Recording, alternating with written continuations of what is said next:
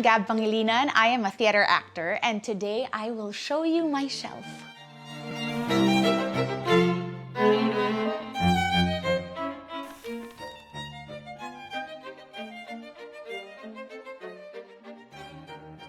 Books have always been a comfort to me, I guess. If there was a time that I was slightly shy of the books that I enjoyed reading, now I'm just like, I'm in my 30s, I don't care. I'm just gonna tell everybody what I love, what I love about reading. So Gab, could you describe your relationship with reading? My relationship with books started a really long time ago. I think I started with comic books. Yung memory ko from when I was younger was I would always ask my mom for extra money pag nasa grocery kami so that I could buy Archie comics. And then, of course, my mom was a reader. She liked Nicholas Sparks, so she was a romance reader.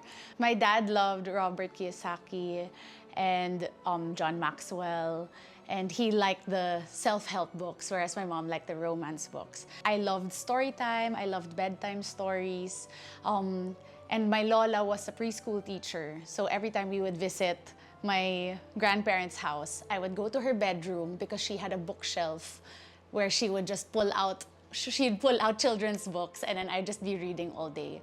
I also have a memory of pretending that I'd be in the bathroom because I needed to be in the bathroom, but I'd actually be reading. Other parents would encourage their children to read. My punishment when I was younger was I wouldn't be allowed to read because I was so obsessed with reading. I would be hiding under my blanket. Our bedtime was at 8 with my Nokia. Hindi pa nga ata akin yun. Pero basta may cellphone ako, hindi ko alam kung kanino yun. Tapos yung light na sobrang madilim.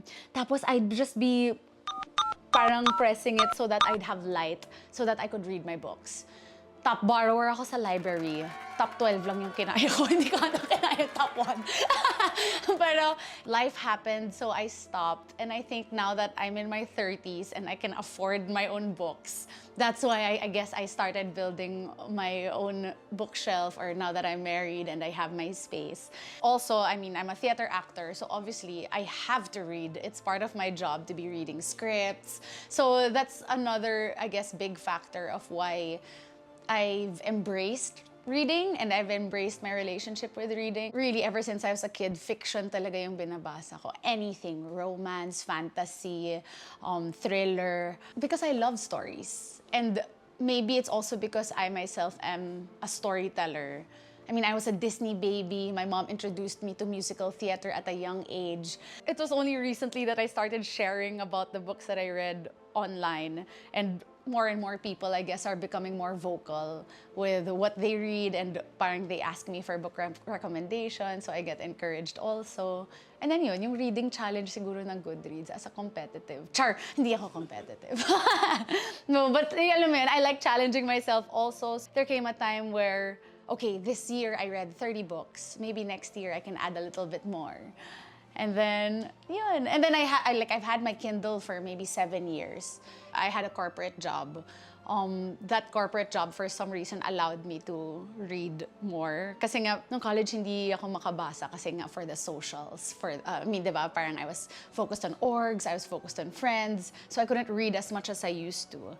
And then when I started working, all of a sudden I was like, wait, I have time. I guess I've created a habit, a good habit, which is why I've been reading more and more. Oh, wow. So now that you have time for reading, when are you most compelled to read? For me, before, I really couldn't pick up a book and stay with it. But now, I think I've developed a habit that I'll just read every day. It didn't have to be multiple chapters. It didn't have to be an entire book. May ugali akong ganun, na parang if I really, really like a book, I'll sit down and I'll forget everyone and everything, and I'll just read it until I'm done. But now, I think because, of course, balance tayo. I try to go for slow mornings every day. So I have my coffee, I read a few pages of whatever book. And also, it was only recently that I've developed that habit na okay lang to read multiple books at a time. Before, kasi I would pick up a book and I would have to stick with it. Yeah, I can read multiple books. It's fine. Who gave me that rule that I'm not allowed to pick up multiple books, right? So yeah, so I think it's because I'm looser, I guess, with myself also when it comes to the rules of reading, the rules that I think I made up for myself when I was younger. When I let go of that, all of a sudden, it became easier to pick up a book. And also recently, I got into audiobooks. I was one of those people who said, "Oh, it's not counted." But no, it is counted.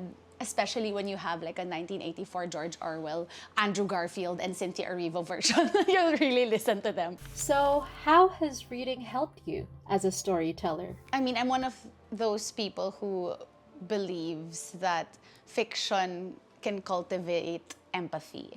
You need that. Yeah, I mean, as an actor, you have to be so in touch with not just your emotions or not just the self, but of everything and everyone around you. It unlocks so many different scenarios, worlds, imaginations, and I just love that about reading. For me, kasi when a book is so gripping, you have to see it till the end. Like you have to follow the journey of the character till the end. It's unlike any other experience. It's not like watching a movie. It's not like watching a play. It's just a completely unique experience for yourself. Kasi like for example, if we're comparing in theater, the reason why that experience is so unique is because it's a shared experience with the people you're with and the people you watch on stage. When you're with a book, it's just you and that book. Parang very introspective yung experience, and yeah, you're left with your own thoughts. I think that's what's so wonderful also about loving reading, because it's like you're never gonna run out of stories and you're never gonna run out of books to read. Out of all the books that made you feel things, what book would you like to experience again for the first time? Recently, I read The Sword of Kaigen by M.L. Wang. It's a medyo high fantasy book siya about a mother and war and her children. First of all, I'm not a mom. I would have no idea of what a mom at war would feel like. And then may magic element pa siya. Kasi, or at least the other books that I've read, na fantasy, romantasy siya. You know, it would be a love story, or it would be a strong female character who would end up falling in love. But this one was about a mother who ended up finding herself. We'd love to know what your favorite books are. If you're a fan of Sarah Bareilles, this is her semi-memoir. And what I loved about this is her chapters were entitled based on like the songs that she wrote. Each chapter, it has like, let's say, She Used to Be Mine from Waitress the Musical, and then it kind of explains the entire backstory of how she came about writing that book. So not just for not just for writers, not just for actors, but also for people who are fans of music. This is The Giver. Well, I mean, I think all students have to read this book, but I remember, I think I was in the 5th grade when I first read The Giver. And this is why I like dystopic. This is why I like sci-fi, dystopic books. Ayun, parang easy to read, and then I think this is one of the first books that made me realize na parang wow, everything is not always what it seems. And core memory siya because again, I was in grade school, and until now, medyo ramdam ko pa rin yung impact niya sa akin. This one I actually haven't read in a while. Talent is Never Enough by John C. Maxwell. My date dito, 2015, which is a decade ago. And it's also when I kind of started theater as a profession. So I started 2014, and then I think I was just so eager to learn. And I just wanted to know how to, I guess, survive or navigate the world of theater or the world of freelance. Yeah, it basically practical pointers on how to work hard and how to stay grounded. The Courage to Be Disliked as a recovering people pleaser. This helped me a lot. And I think this is one of the few books that I'm not a super annotator when it comes to my books, but this is one of the few books that I was really like, oh, okay, this has helped me, I guess, in terms of me as an actor here in the Philippines, and it's also encouraged me a lot as an artist. Poppy War trilogy by R.F. Kuang. R.F. Kuang, I think, is one of she's a best-selling author of late. A lot of people love her because of her strong voice. I mean, she has Babel, Yellowface. The Poppy War trilogy is another historical war fiction trilogy. Fantasy din siya. It talks about, unang-una, injustice, and it talks about somebody fighting for herself, her world, her family. And yeah, medyo intense siya. So it's not for the faint-hearted. If there was a fire, which book would you save? Okay. Pwede ba itong buong section na to? Kasi itong buong section na to is my theater. It's all my theater books. So, medyo naka-section-ish yung bookshelf ko with the fiction books, the books that I haven't read. Actually, the books that I haven't read, yung bookshelf is in my bedroom. Para pag nakita ko, ito, hindi pa, nasa TBR ko tong lahat ng to. But this section is where my plays, I kind of collected them through the years. And because we don't have that many bookstores that sell theater books or acting books, so I can't choose one. I'm gonna choose all of that. This is what a typical script looks like. I mean, again, we don't have these here, but parang ganito yung itsura niya sa Broadway, as in sa New York. Parang lahat ng mga plays nila, scripts, they're printed like this. So, oh, and my Kindle. This is my Paperwhite. I think 10th gen pa to, 2018 ko ata binili to. And I have faces kasi na parang paperback or Kindle. Alam mo yun? And parang you end up reading more, I guess, when I shift. I think we're all excited. So Gab, show us your shelf. Yes, well, ito, theater, Filipino, fantasy, and the thick, hardbound ones. I think this was my first acting book. And then I found it somewhere. And the reason why I know medyo matagal na was because there's a photo with theater actors that I worked with in 2015. So again, baka 10 years old na to. Ito through the years, yung mga iba na to. Even the ones here, through the ones I've collected. I also have a collection of playbills of the shows that I saw in New York.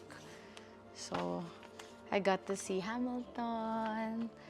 I got to see Mean Girls. So yeah, and I keep that here too. I think it's also because I'm kunyari, obviously, as a theater actor, parang I have scripts and I have scores. So parang I felt I really needed a section. Ito yung nauna yung for theater. Everything for theater. Tapos music sheets, nandito din.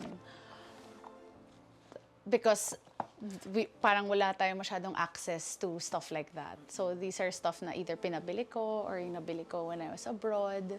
Among your favorite books, which one do you wish you had written? Maybe this one. Maybe yung kay Sarah Brace. Only because it felt so personal. It just felt like she didn't hold back, or it felt like I was reading a friend's diary. Parang ganun yung pakiramdam.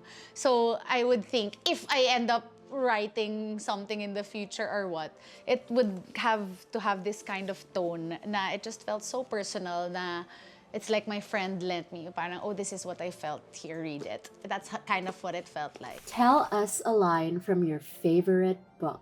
So, diba, The Courage to Be Disliked is a conversation between a youth and a philosopher.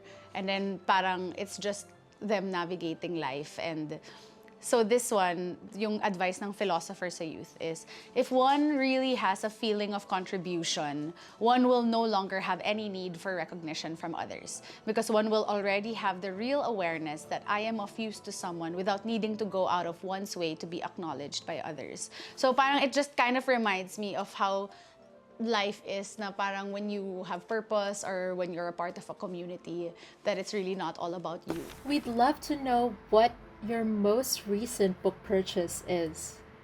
Oh, that's easy. Because that was last week. Wait lang. So my recent purchases are Christine Hanna's The Nightingale, highly recommended by a lot of people, and Women Who Run with the Wolves. Okay, work. Pero alam niyo ba, si Gab ay naging book cover girl? there's this community, yung romance class readers. They have these events where they've asked theater actors to read parang excerpts from their books. And talagang kilig vibes lang siya, kilig feel. They're fans of theater din kasi. So they get us to be like the cover of their book. So what books would you give to your friends? Atomic Habits by James Clear. Because I have multiple copies. Pero valid yun, di ba? Valid yung sagot. No, okay. Can I explain? Because Atomic Habits is also one of those books that kind of parang wake-up call. Like, para akong binuhusan ng malamig na tubig na parang, okay, kaya pala hindi nangyayari ang mga bagay-bagay. And it was very easy to read and easy to absorb. And it's also one of those very impactful books. I would gift this and this. Ego is the Enemy. I would gift these to friends. They don't have to return it as long as they read it and use it and apply it in their daily lives. Tapos bibili na lang ako ng bago. For our viewers, alam nyo ba, may book stamp system si Gab. Because nga of my dreams of having my very own home library, and because whenever friends would visit and they'd see my bookshelf, they would ask if they could borrow books. Ako naman, syempre, papahiramin ko, pero mamarkahan ko para siguradong babalik sa akin.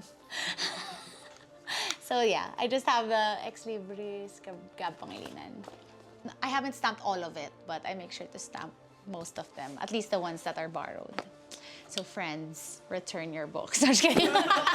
Any tips on building your own home library? Like all of these books I didn't buy in one go. Start with the ones that you really, really want to own, or start with the books that you feel changed your life. I don't think there is any, again, there are no rules when it comes to building your own library. This one it's only been a year, but kahit na stacks siya on the floor, that's still a home library. Alam mo yun, yung parang there is no standard of what a home library should be, except the one of Belle sa Beauty and the Beast. Charot. yung may ladder. As in, I always, like, when I see reels na gano'n, parang be like, Michael. Book sales are fun. Second-hand books are wonderful. I know there are people who don't like it when they fold their books or when they annotate, and they like keeping their books really crisp and clean, which is fine. But I love it when I can tell that a book's been read, because I mean, that's what books are for, to be read, right? I was a little shy about the books that I read. Maybe because nga, I didn't have one kind of book that I liked reading. I kind of liked touching on everything. Yeah, don't be ashamed, I guess, of the books you enjoy reading, because that's your experience as a reader. And also don't be ashamed if you can't get through a book, because diba, parang people also like to make it a thing, yung mga books na DNF. Okay lang, put it down, because one day baka you'll just feel like reading it, and then it'll be the perfect time. Yun pala yun, even if it's years after. Another tip is find book friends, because I think that also encouraged me a lot when it came to my reading, because I found people who liked the same books as I liked, or I found people who would recommend books, and then nagustuhan ko din. So parang it kind of encourages you to read. And then I also I participate in book exchanges with friends. Na parang, I have this book, can I borrow that? Let's exchange. As in, that helps so much, only because you can see it that way also. Because it'll be like, oh, that person's finished with the book that she borrowed. Okay, magpapasa. May ganun siya. But again, don't pressure yourself. Just enjoy, because that's what books are there for. You're supposed to be able to enjoy them and also learn from them. I mean, if there are positive things about the internet, I love that I get to see people who enjoy the same books as I do. So you can read books for entertainment, you can read books to escape, you can read books to learn, and there are no rules.